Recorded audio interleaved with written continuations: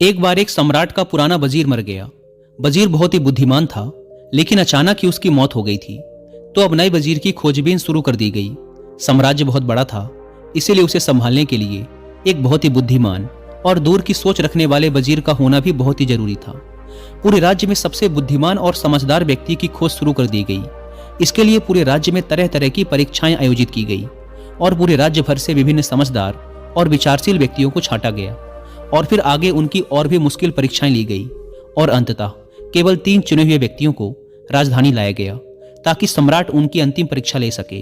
उन तीनों को राजमहल के एक कक्ष में ठहराया गया और सम्राट के द्वारा यह घोषणा कर दी गई कि कल इनकी अंतिम परीक्षा ली जाएगी और जो भी उत्तीर्ण होगा उसे राज्य का वजीर घोषित कर दिया जाएगा। लेकिन आश्चर्य की बात तो ये थी कि शाम होते होते पूरी राजधानी में ये बात फैल गई कि कल सम्राट कौन सी परीक्षा लेने वाला है। सारे नगर में इसकी चर्चाएं होने लगी। सम्राट एक बहुत ही अजीब परीक्षा लेना चाहता था। कल सुबह उन तीनों को महल के एक बड़े कक्ष में बंद कर दिया जाएगा और उस कक्ष के दरवाजे पर एक बड़ा सा ताला लगा दिया जाएगा। वह ताला उस राज्य के गणितज्ञों, कारीगरों और इंजीनियरों ने मिलकर बनाया था। उस ताले पर कोई चाबी नहीं लगती थी। ताले के ऊपर केवल कुछ गणित के अंक लिखे हुए थे और उन अंकों में एक पहेली छुपी हुई थी। जो भी उस पहेली को हल कर सकेगा वही उस ताले को खोलने में सक्षम हो पाएगा। धीरे धीरे ये बात उन तीनों के पास भी पहुंच गई कि कल उन तीनों को एक कमरे में बंद कर दिया जाएगा और बाहर एक ताला लगा दिया जाएगा जिसकी कोई चाबी नहीं है। बस उस ताले के ऊपर कुछ गणित के अंक खुदे हुए हैं जिनमें एक पहेली छुपी हुई है। तीनों में से जो भी उन अंकों का प्रयोग करके उनके पीछे छुपी पहेली को हल कर लेगा और पहले दरवाजा खोलकर कमरे से बाहर आ जाएगा उसे ही वजीर बना दिया जाएगा। यह सुनते ही उन तीनों में से 2 तो बाजार की तरफ भागे और तालों से संबंधित गणित के विषय में जो भी किताबें मिल सकती थी वो सब ले आए और उनका अध्ययन करने लगे। लेकिन उनमें से जो तीसरा था वो सबसे अजीब था। वो ना तो कहीं गया, ना ही कोई किताब लाया और अंधेरा होते ही उड़कर सो गया। बाकी 2 ने सोचा कि शायद डर के मारे इसने परीक्षा में ना बैठने का निर्णय कर लिया है या शायद इसे भरोसा नहीं है कि जो खबर उड़ी है वो सही है। लेकिन फिर भी उन्होंने कोई भी मौका छोड़ना ठीक न समझा, क्योंकि ये पूरी जिंदगी में सिर्फ एक बार मिलने वाला मौका था। वो रात भर किताबें पढ़ते रहे। तालों के विज्ञान से संबंधित जो भी साहित्य उन्हें मिला वो सब उन्होंने पढ़ डाला। सुबह हुई तो वो तीसरा व्यक्ति सोकर उठा और उन तीनों को सम्राट के समक्ष प्रस्तुत किया गया। वहां उन्हें पता चला कि जो अफवाह उड़ी थी वो सत्य थी। उन तीनों को एक बड़े से कक्ष के अंदर बंद कर दिया गया। उसके बाहर एक ताला लगा दिया गया जिसके ऊपर कुछ गणित के अंक खुदे हुए थे। सम्राट ने कहा, तुम तीनों में से जो भी इन अंकों में छुपी पहेली को हल कर लेगा वही दरवाजा खोल पाएगा और जो दरवाजा खोलकर सबसे पहले मेरे पास आएगा मैं उसे अपना वजीर बना लूंगा। मैं तुम तीनों का बाहर इंतजार करता हूं। इतना कहकर सम्राट वहां से चला गया। वो 2 व्यक्ति जिन्होंने रात भर पढ़ाई की थी अपने वस्त्रों में कुछ किताबें छिपाकर ले आए थे।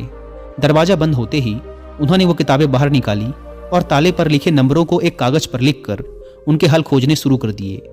लेकिन जो वो तीसरा व्यक्ति था उसने कुछ ना किया। वह अपनी आंखें बंद करके कमरे के एक कोने पर शांति से बैठ गया। उसे बैठा देखकर वो दोनों हंसे और तंज कसते हुए कहा, क्यों, हार मान गए क्या? कुछ करो तभी तो कुछ होगा। उन्हें लगा जैसे उसने हार मान ली है। वह डर गया है और अब वह कुछ भी प्रयास नहीं करना चाहता। लेकिन उसका मन एकदम शांत था। उसकी आंखों से स्थिरता झलक रही थी। वह परेशान नहीं मालूम पड़ता था। वह बैठा रहा। फिर अचानक उसे कुछ सूझा। वह उठकर दरवाजे के पास आया और धीरे से उसे धक्का दिया और यह क्या, दरवाजा खुल गया। वह कमरे से बाहर चला गया। लेकिन वो दोनों व्यक्ति अपनी किताबों में ही डूबे रहे। उन्हें पता भी ना चला कि वो तीसरा कमरे से बाहर जा चुका है। उन्हें तो पता ही तब चला जब सम्राट उस तीसरे व्यक्ति को लेकर अंदर आया और बोला, बंद करो अपनी ये किताबें। जिसे बाहर निकलना था वो तो कब का निकल चुका। यह देखकर वो दोनों दंग रह गए और पूछा, आखिर तुम बाहर कैसे निकले? सम्राट ने कहा, ताला तो लगाया ही नहीं गया था, क्योंकि बंद ताले को तो खोला जा सकता है, लेकिन जो ताला लगाया ही ना गया हो उसे कैसे खोलोगे? ये आदमी तुम तीनों में सबसे ज्यादा समझदार है, क्योंकि इसने समझदारी का पहला परिचय दिया। इसने ताले पर लिखे अंकों को हल करने से पहले यह जानने का प्रयास किया कि आखिर ताला लगा भी है या नहीं। वही आदमी असल में सबसे ज्यादा समझदार है जो किसी भी समस्या को हल करने से पहले यह देख ले कि जिसे वो हल करने जा रहा है वो असल में समस्या है भी या नहीं। तो यह आदमी हमारे राज्य का सबसे समझदार व्यक्ति है। हम इसे अपना वजीर नियुक्त करते हैं। तो दोस्तों, इस कहानी से सीखने वाली बात यही है कि जब भी हमें लगे कि हमारे सामने कोई बड़ी समस्या है तो जल्दबाजी में घबराकर उस समस्या का समाधान खोजने की बजाय हमें ठंडे दिमाग से ये सोचना चाहिए कि जिसे मैं समस्या समझ रहा हूँ वो असल में समस्या है भी या नहीं, यह असल समस्या कुछ और ही है जो अभी मुझे दिखाई नहीं दे रही।